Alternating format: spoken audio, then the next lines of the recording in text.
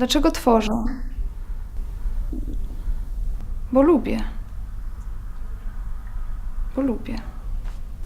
Kek to jest niemiecki przymiotnik, zazwyczaj używany w połączeniu Kekes Mädchen, który to opisuje małą dziewczynkę, takiego łobuziaka.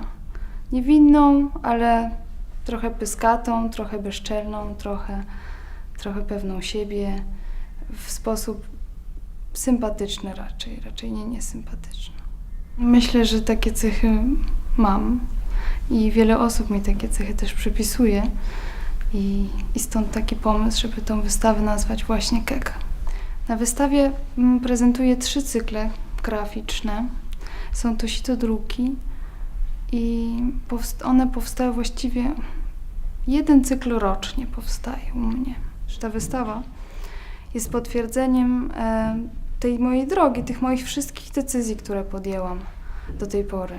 Które podjęłam do połowy intuicyjnie, bardzo się bojąc, a teraz widzę, że mogę zaufać sobie, więc skoro mogę zaufać sobie w tych swoich decyzjach, to myślę, że już chyba nic mnie nie zatrzyma. Opakowanie na kulki mozartowe wygrałam, ten design, cały konkurs wygrałam na początku 2. roku moich studiów w Wiedniu. I nie dawałam tam sobie dużych szans od początku tego konkursu, dlatego ta wygrana była i niespodziewana, i bardzo taka niesamowita, i ja nie mogłam w nią tam do końca uwierzyć. Projekt powstał w ciągu 2 dni w pracowni sitodruku i właściwie powstał na tydzień przed takim jury wstępnym. Na podstawie tego konkursu, tych czekoladek, odkryłam coś dla siebie też jakby jako artystki. Odkryłam, że nie można się do niczego zmuszać, że jak się tak człowiek zmusza, że jest jak sobie takie stawia zadanie i jak chce być taki najlepszy, to wtedy właśnie wychodzą najgorsze rzeczy. I po uwolnieniu od woli sukcesu, kiedy już wiedziałam, że i tak już nic nie zrobię, bo już jest tak za późno, to ja pomyślałam, że się trochę pobawię. No, pobawię się. Ten ostatni tydzień to po prostu się pobawię.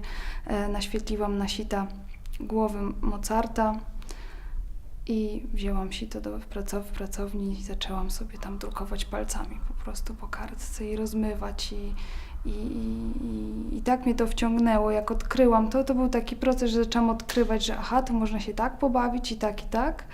Powstała cała seria, całe mnóstwo tych druków, w związku z tym każdy jest inny. I kiedy to zobaczyłam, to stwierdziłam, no dobrze, to skanujemy to teraz, bo to wygląda po prostu rewelacyjnie. Czasami jest tak, że bardzo długo się zastanawiam, bardzo długo szukam, bardzo długo daję sobie czas na to, żeby to wszystko dojrzało. Zauważyłam też, że w momencie, kiedy się zasieje coś w głowie, to potrzebuje około 2 tygodni, żeby wykiełkować. W pewnym momencie jakiś wariant przychodzi i wiesz, że to jest to, już czujesz. Podpowiada mi to w środku. A czasem jest tak, że właśnie podczas tego tygodnia oczekiwań zaczynam już próby pierwsze tego poszukiwania języka, jak to chcę, próbowania, zestawiania, szukania. Bardzo ważna u mnie jest w procesie twórczym decyzja, że to ma tak wyglądać i ona jest zazwyczaj ugruntowana dlaczego. Ja już wiem, dlaczego to ma tak wyglądać. Myślę, że jest coś takiego, że nie ma czegoś takiego jak kariera, ale że są małe kroki. Tworzy się przez to też kontakty, otwierają się nowe możliwości. I to jest cały czas taki rozwój i proces. Nie nazwałabym tego karierą, jakby w moim przypadku.